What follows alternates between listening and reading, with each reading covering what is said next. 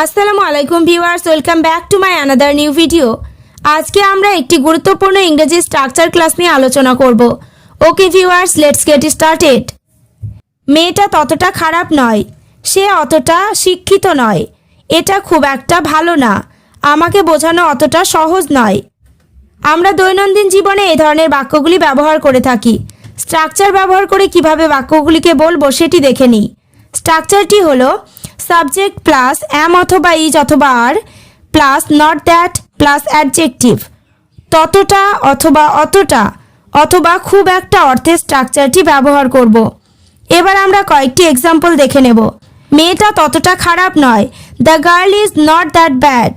এখানে the girl মানে মেয়েটি সাবজেক্ট, নট দ্যাট মানে ততটা নয়, ব্যাড মানে খারাপ adjective. The girl is not that bad মানে মেয়েটা ততটা খারাপ নয়।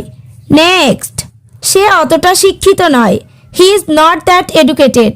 এখানে হি মানে সে সাবজেক্ট, নট দ্যাট মানে অতটা নয়, এডুকেটেড মানে শিক্ষিত অ্যাডজেক্টিভ।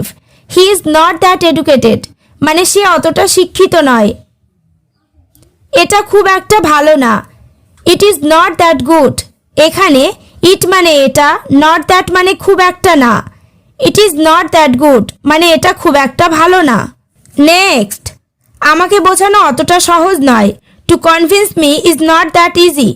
এখানে টু কনভিন্স মি মানে আমাকে বোঝানো, এতটুকু subject. To convince me is not that easy আমাকে বোঝানো অতটা সহজ নয়। আশা করি তোমরা স্ট্রাকচার ক্লাসটি ভালোভাবে বুঝতে পেরেছো। তাহলে ছেলেটা অতটা চালাক নয়, মেয়েটা ততটা বোকা নয়, এই বাক্যগুলি ইংরেজিতে কি হবে কমেন্ট করে জানিও। ওকে ভিউয়ার্স, আজ এই পর্যন্ত। চ্যানেলটিতে নতুন হলে চ্যানেলটি সাবস্ক্রাইব করো, লাইক শেয়ার কমেন্ট করতে ভুলো না।